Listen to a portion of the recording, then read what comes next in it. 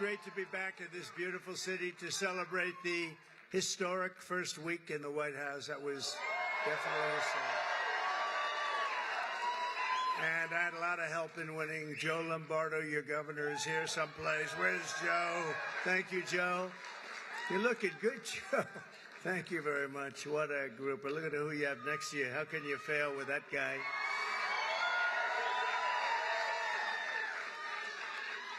Also, Lieutenant Governor Stavros Anthony. Stavros, thank you very much. Thank you very much. Where are you? There you are, Stavros. You're very good. Is he doing a good job, Joe? I think so, huh? He's all right. Nevada GOP Chair Michael McDonald. He did something which not a lot of people have been able to do, but I think Republicans are going to start winning the state. You know, typically they don't necessarily do so good. We did really well. We won in a landslide. That's really why I'm here, I must be honest with you. Republican National Committee woman Sigal Chattah. Sigal, thank you, wherever you may be. Hi, Sigal, thank you very much. Republican National Committeeman Jim DeGraffenreid. That's a hell of a beautiful name, but I know the name so long, it's easy to say. One of the greatest people, I'll tell you, a man who's done so damn well. I don't know what it is with him. He's just a legend. He's one person, you know, we can all sort of be replaced, although we don't like to think that. Maybe it's not true. But this is a guy that can't be replaced. There's nobody like him. Dana White. Where's Dana White? Where's Dana White? Where the hell is he? UFC. He's great. Are the Nelk Boys here? Oh, yeah, there they are, the Nelk Boys right there. And Rick Harrison. Rick, thank you very much for being here. If you're around here someplace with Dana. Mr. Phil Ruffin, his wife Alexandra, and their two beautiful children, Richard and Marlena. Phil, where's Ruffin? Where's Phil Ruffin? He's right here, so he's some legend, I'll tell you. He's a legend in Las Vegas and beyond. Phil, he's here. He'll be coming out. Today we talk about how we're going to end the economic suffering and stagnation and disaster of the past 4 years and create the 4 greatest years in the history of our country. That's what's going to happen. That's what's going to happen.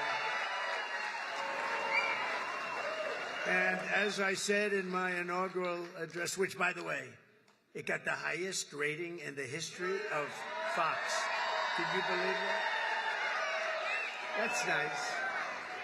The golden age of America begins right now, but I have to be honest with you, I'm really here for a different reason. I'm here to say thank you. I went to North Carolina yesterday, and then I flew to see just an unbelievable problem and just a mess in Los Angeles, right? And I said, you know what I ought to do? I want to come to a state known as Nevada. Has anyone ever heard of it? And don't ever mispronounce the name. You're not allowed to do that, Joe. You mispronounce the name, you got a problem. You ever see somebody when they say it's Nevada? Nevada?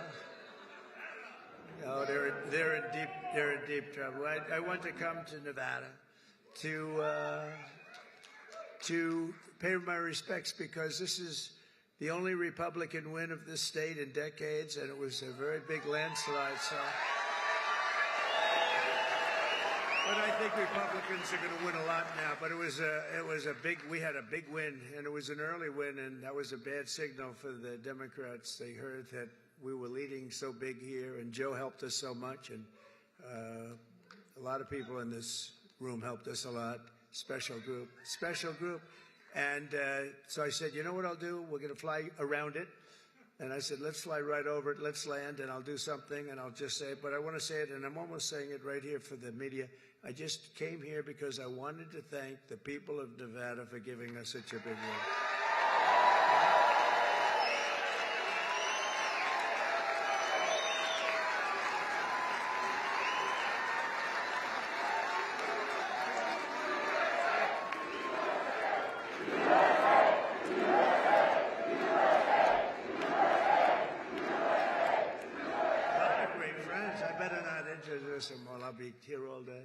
Under our leadership, we're going to defeat inflation, bring down prices. We're going to raise those wages. They're going to go up. They're going to go up. Put more money in your pocket, secure our borders, restore law and order to our cities, and we're going to make America great again. And for 4 long years, the last administration waged war on the American middle class and everybody else. They had a lot of wars. We had no wars when I left. You know, we defeated ISIS, and we stayed out. Nobody wanted to mess with us. They had a lot of wars. We're trying to put them out. We'll get them put out. Don't worry, we'll get them put out. We were headed to World War III. I'm telling you, we would have had problems like you wouldn't believe. They shut down American energy, buried you in crippling regulation, imposed hidden taxes, and spent trillions and trillions of dollars on waste, corruption, and radical left lunacy. These were lunatics. The result was the most brutal inflation in a half a century, perhaps ever, in this country, I think ever, and soaring prices for food, groceries, and other household goods.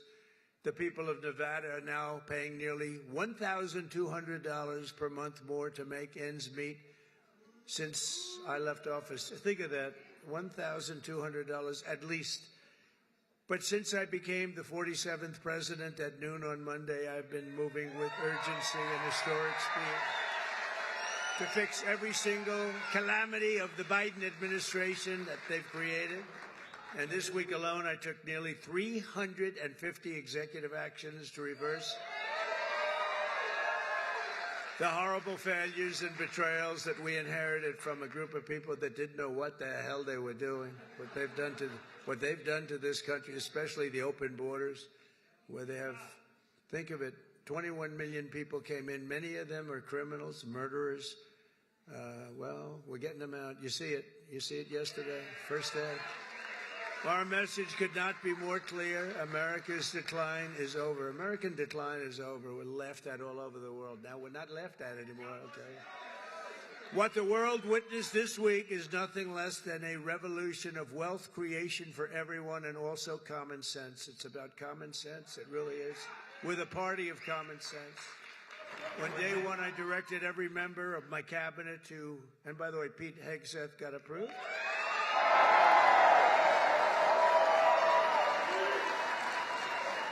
And Kristi Noem just got approved, Governor. She's going to keep it. She's a tough one. She's a tough one. And she's going to do a great job. On day one, I directed every member of my cabinet to marshal all powers at their disposal to defeat inflation and bring down the cost of daily life. We want to bring prices down. Too high. They went way up. They didn't come down.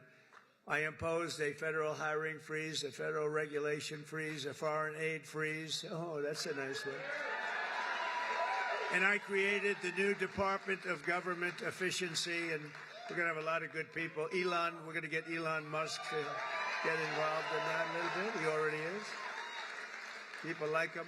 I terminated the ridiculous and incredibly wasteful Green New Scam.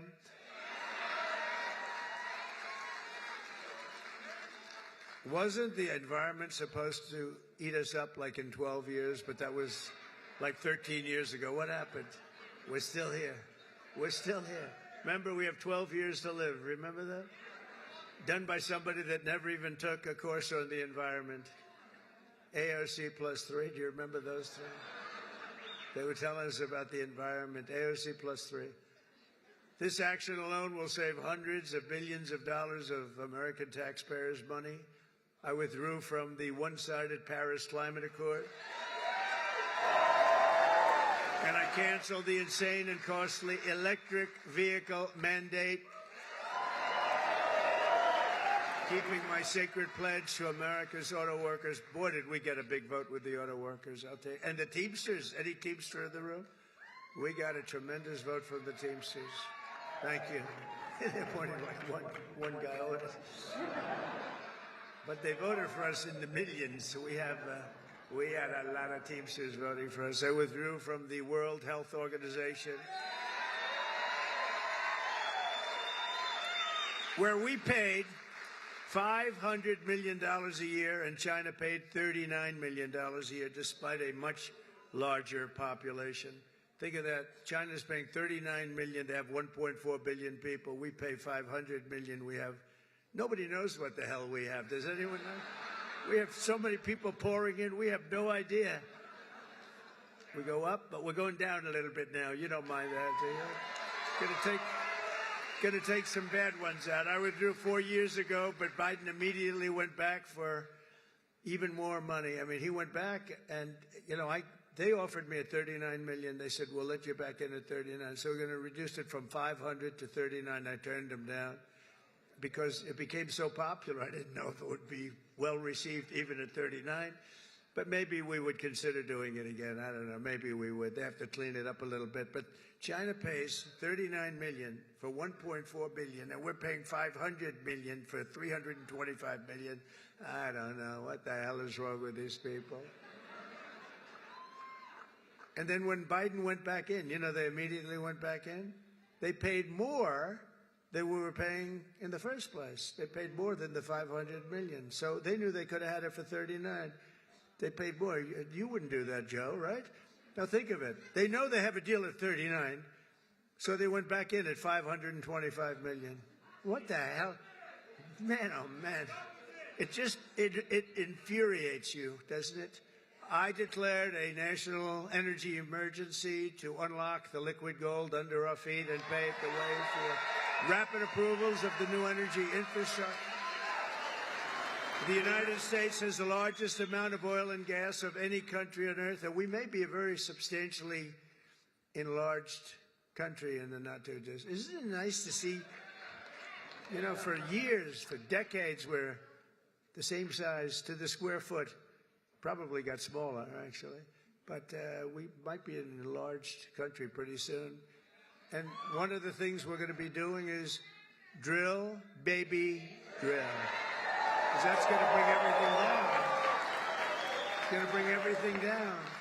My administration has also begun the largest deregulation campaign in the history of our country, far exceeding, I had the record for you. We had a great economy, the greatest economy that we've ever had 4 years ago, but this is going to be better. You watch. This will be better even than the first term. And the reason I got elected was because of the first term. Somebody said, what was the reason you got elected? I mean, you won by so much. I said, my first term. That's all I did. I just said, well, take a look at the numbers. Take a look at the numbers. In total, the Biden administration imposed $50,000 in additional regulation costs on the average American. And think of this, the average American was paying much more than $50,000. And, just think of it. Nobody can even believe the numbers. I promised to eliminate 10 old regulations for every new regulation. So if we put in a regulation, we have to get rid of 10. That's what I did. I did it 1 in 7.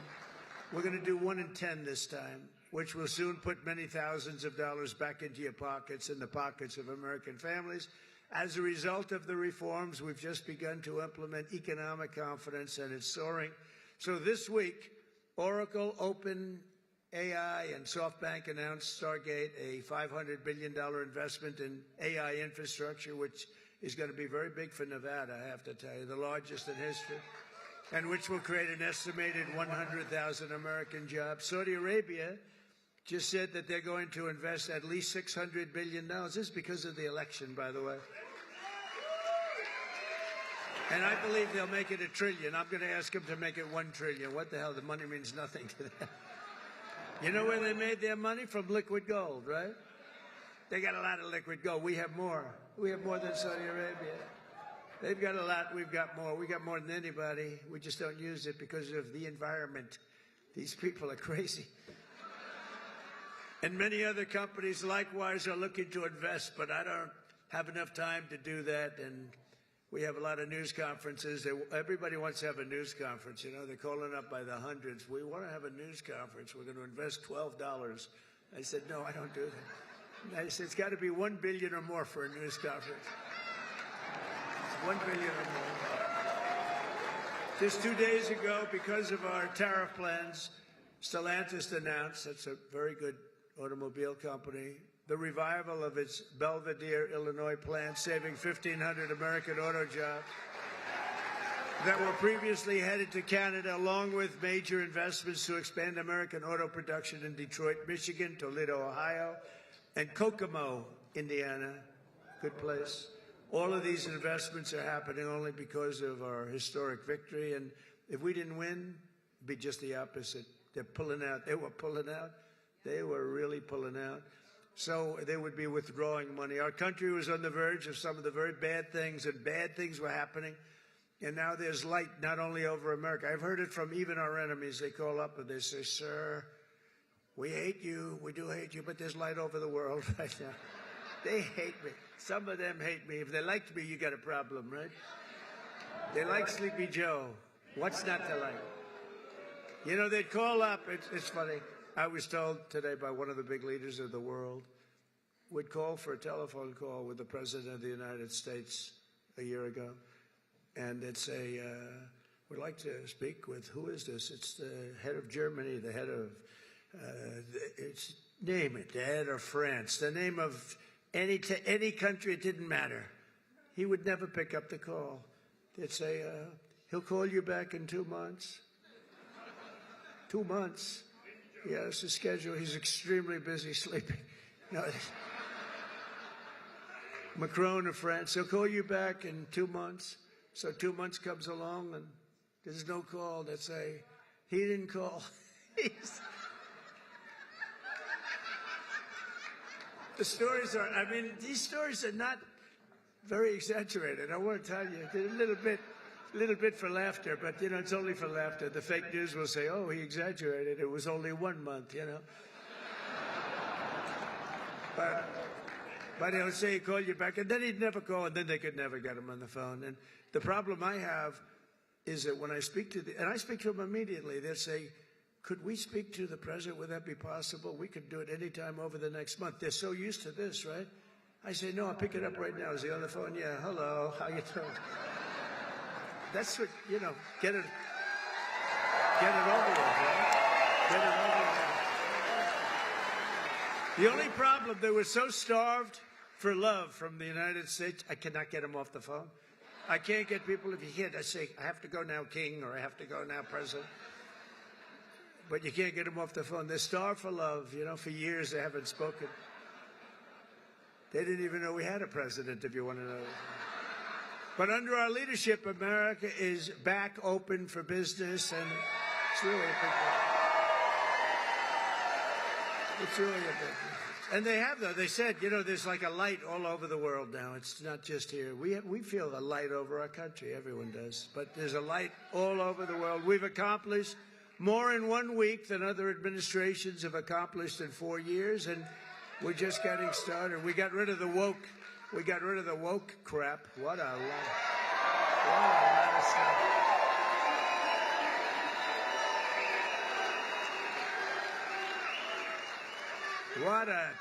What a lot of crap that was.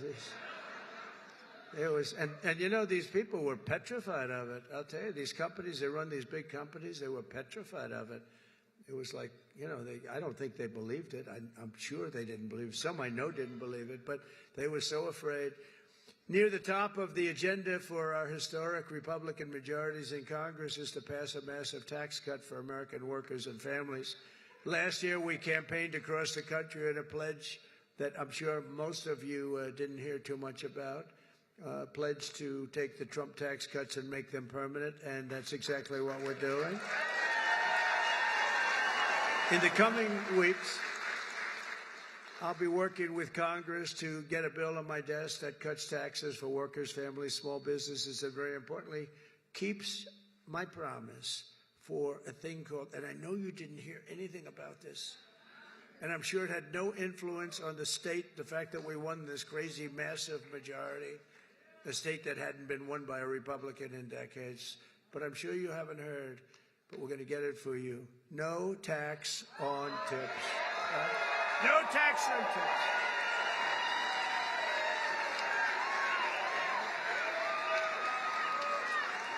So if you're a restaurant worker, a server, a valet, a bellhop, a bartender, or one of my caddies, I go through caddies like candy. If I play badly, I always blame my caddy. or any other worker who relies on tipped income, your tips will be 100% yours. Won't that be nice? Joe, Governor, do you think that had an impact on the election? You do? Like what, a half a point?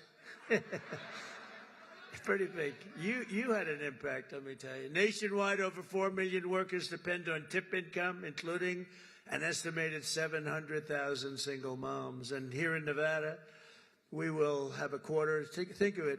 A quarter of the typical restaurant workers' pay comes from tips. I didn't know that much. That's a lot. You haven't been reporting them for the last 10 years. So here's our deal. We're going to have no tax on tips from now on, but we're going to go after you viciously for all the money you didn't report for the last 10, 15. We're going to go after you for all the money you didn't report for. I'm only kidding. I'm only kidding. I have to say to the fake news, because they're going to say Trump is after all restaurant workers. Many of these workers are some of the very citizens who were hit hard and very hard by the ravages of the Biden economy, which was inflation. When I think of Biden, I think of incompetence and inflation. Not being nice by saying. I'm being nice when I say that. Yet even in the midst of the suffering he created, Joe Biden launched a cruel campaign to extract more money from tip workers, and that's what happened. I'm telling you, a young waitress, I won't say beautiful because you're not allowed to say that as a politician. Used to be you could say a young, beautiful waitress. This was a young, beautiful waitress, but I won't say that because I feel like I want to continue my political career. If you call the governor won't say it. If you call a woman beautiful today, it's the end of your political career, so I won't do it. But a young waitress, I think you could call young. You're probably not even supposed to say young. Probably supposed to say a waitress. But a young waitress came up, and I said, how are you doing? And in my restaurant, in the hotel, in Trump, I said, how are you doing? And she said, not great, because they're after me so viciously for tips. They just want my tip income, and they don't believe me, and all of this. And she said, it's terrible. You know, sir, you should have no tax on tips. I said, what? I said, what'd you just say? No tax on tips. That was about the amount of my consultation. It's true. No tax. I said, what did you just say? Say those words again. Sir, no tax on tips. I said, thank you very much. You just won the election.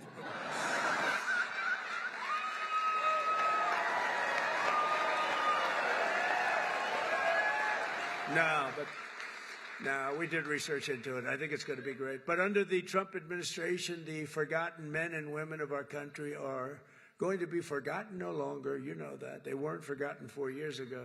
On day one, I immediately halted the hiring of any new IRS agents. You know, they hired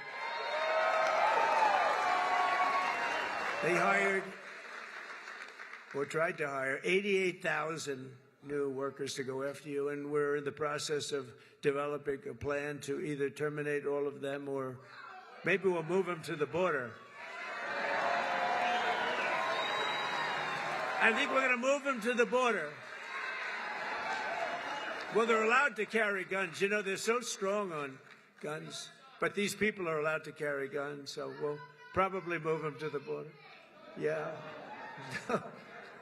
She said no tax on it. How about just no tax? You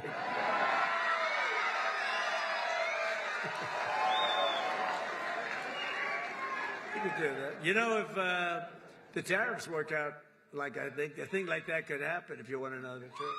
You know, years ago, 1870 to 1913, we didn't have an income tax.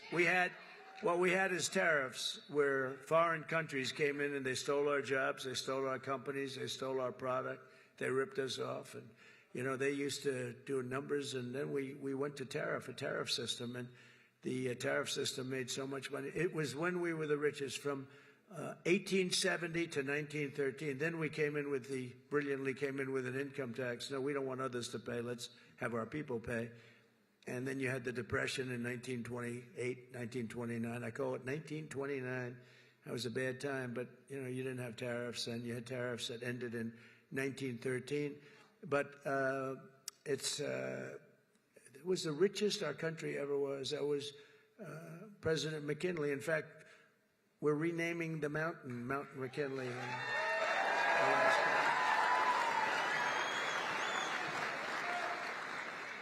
You know what else we're renaming? We're renaming the Gulf of Mexico into the Gulf of America.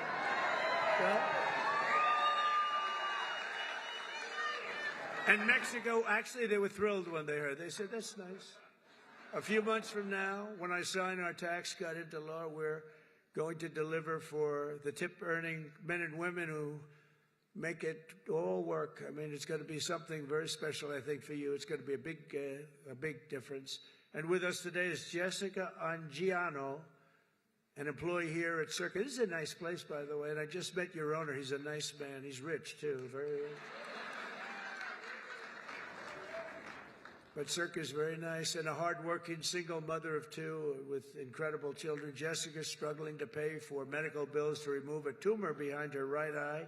She's had some real difficulty, and she's currently saving up for a second surgery, which will hopefully be very successful, while also paying for her children's daycare. Jessica says that no tax on tips would transform her life. It would make such a big difference. So, Jessica, we're going to get that for you. Where are you, Jessica? You around here someplace, huh? Hi, Jessica. Oh, so beautiful. Very nice. It's working out medically good? Everything good? Gonna be good. Thanks, you look fantastic. It's good. You look great. Also with us is Lexi York, a 28-year-old cocktail server here at Circa, who's got big dreams of being an entrepreneur. Lexi says that no tax on tips will help bring those dreams much closer to reach, and she's going to be one of the biggest proponents for it. We're going to have a lot of support when we go before Congress very soon to get that passed. Lexi, where are you? Where are you? Hi, Lexi. Good. We'll get it done. And we're also pleased to be joined by Rosanna Maeda, President and CEO of the American Hotel and Lodging Association, which strongly supports this pro-worker reform. And Rosanna, would you like to come up and say a few words on behalf of so many people? Come on up. Come on up.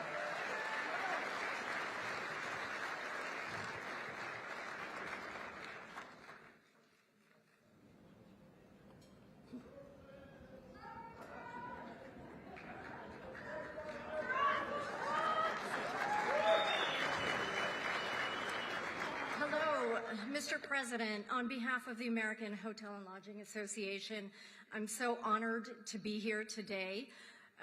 We represent 30,000 members around the country in an industry that represents more than 2 million hotel workers. And I'm here to tell you that the American dream is alive and well in the hotel industry today. It is still one of the few places where you can have and grow your career, starting a job as a housekeeper or a dishwasher or bellhop, to running a hotel, to owning a hotel or a few, and to even becoming the CEO of a global brand or President of the United States.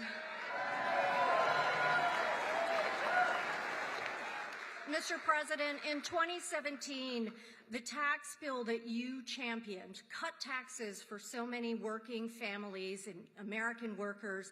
It helped small businesses, hotel owners in our country who make up the majority of the industry reinvest in the economy, spurring jobs and growing and strengthening the economy. And the no tax on tips builds on that momentum, and so we're so excited to support you in that effort. That's why we're here today. We stand with you to urge Congress to pass this proposal so that more than the 800,000 hotel workers who benefit from these from tips, many who are here in the room today, representing all types of jobs, from restaurant workers to housekeepers to bellhops and so many others, can take home more of the pay that they earn every day. So thank you for having us and for promoting this proposal.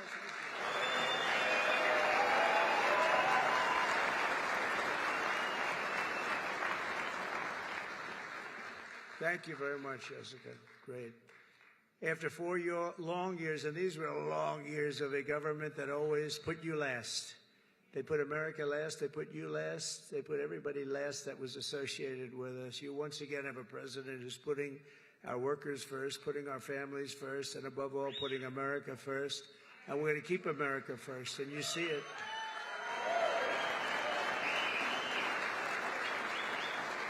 We're restoring our prosperity. We're restoring our borders. We're restoring our strength, our dignity, and our pride. We've been hurt badly by this group of people. This group of people, they didn't have a clue what the hell was happening. It's so disgraceful that they were allowed to do it. But quite honestly, we're restoring our country. Within hours of taking the oath of office, I declared a national emergency at our southern border. I sent active duty troops to the border to help repel the invasion. Tom Homan is leading the charge. You know that? We like Tom Homan, right? Doing a great job. We immediately halted all illegal entry and began sending every border trespasser and violator back to the places from which they came. I signed an order that will designate the cartels as foreign terrorist organizations. It's a big deal. That's a big deal. Biden didn't want to do that. No, I don't want to do that. Biden didn't know he was alive. He didn't want to do it. He didn't want to do that. I always wanted to do it, you know. I mean, think of it. Is that a terrorist organization or what? And we began to leverage the full and immense power of federal government and state government and enforcement to eliminate the presence of all foreign gangs and criminal networks bringing devastating crime to American soil. And we don't allow people to enter our country and to dump their prisons into the United States of America anymore. When we see that, our people are instructed to do whatever they have to do. They can do whatever the hell they want to do. Throughout this week, the heroes of ICE have been hunting down and arresting hundreds of illegal alien criminals.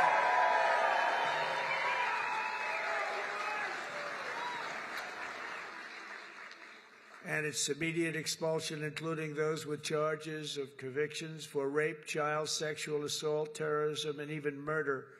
Members of the savage Venezuelan prison gang known as Tren de Aragua. You know that gang? This is not a nice group of people. They formed in prison, and then they dumped their prisons into our country. So we had them. We had them all over the place. Ask Colorado, the governor of Colorado.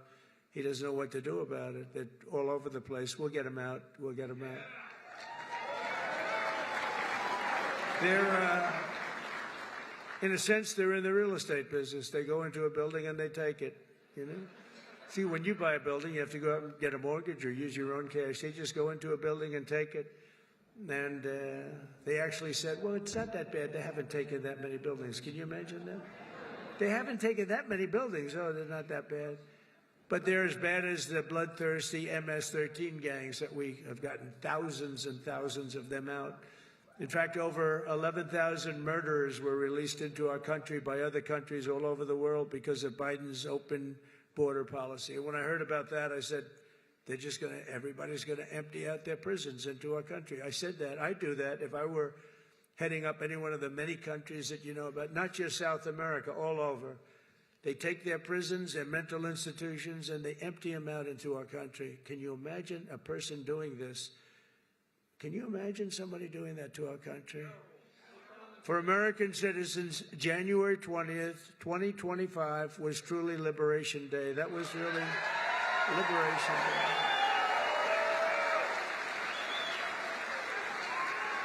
This week, I also signed an order to end the weaponization of our government against American people and political people like me. We never had a thing like that. He went after his political opponent. Who would have thought he helped me? I think he helped me get elected, Joe. You want to know the truth? I became much more popular. I'm the only guy that ever became more popular when something like that happened. But these guys were just so inept. We had the guy deranged Jack Smith. Deranged. He was a deranged human being. But they thought this way Biden could sneak by and he could win an election, another cheating in another election. That's what it was. But we won. We won. You think that was fun? You think that was easy? It wasn't fun. and investigate all of the abuses of power. I pardoned hundreds of political prisoners who had been viciously persecuted by the Biden regime. Hundreds of people were persecuted, including Christians, pro-life activists, 2 Washington, D.C. police officers just yesterday, whose lives were destroyed from chasing down a dangerous illegal alien criminal. And, of course, I was very proud to pardon the J6 hostages.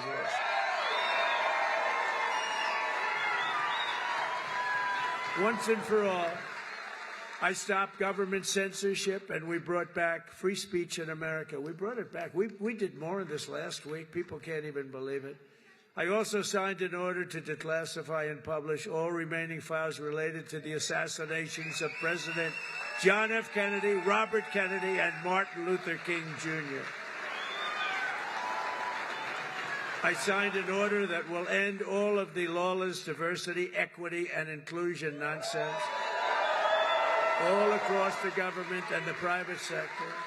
We abolished 60 years of prejudice and hatred with the signing of one order, all approved by the United States Supreme Court. We're allowed to do it because we are now in a merit-based world.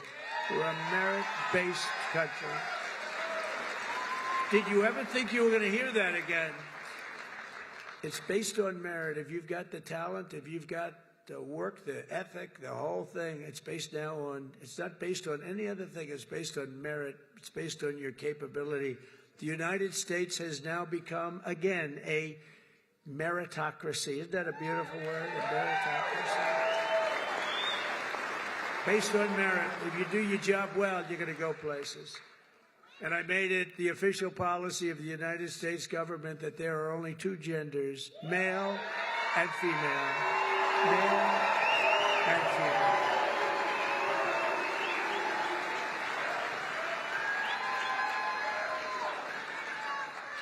Every single day of my term, we're living by the motto, promises made, promises kept. I kept my promises. It's why we won. It really is why we won. We won because of the past 4 years. We won because of that. But this is going to blow it away. Because when I came in, I had no experience. I didn't do this before. I never did this. I was never a politician before. I was talking J.D. Vance. By the way, hasn't he done a great job? Because J.D. went right to the Senate, and then he went to the vice president and said, J.D., you're really upwardly mobile. He said, you're more so than me. I said, why do you say that? He said, you went from being a real estate developer to the president. That's a pretty big, I never thought of it that way. I guess I'm the most upwardly mobile politician in history. I didn't make any stops along the way. It will be the greatest honor of my life to serve not once, but twice, or 3 times, or 4 times now.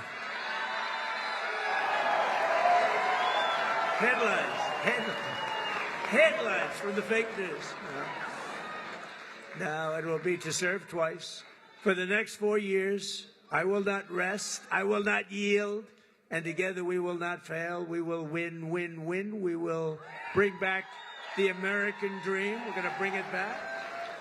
You know, in recent years, our nation has suffered greatly, but we are going to make it great again, greater than ever before.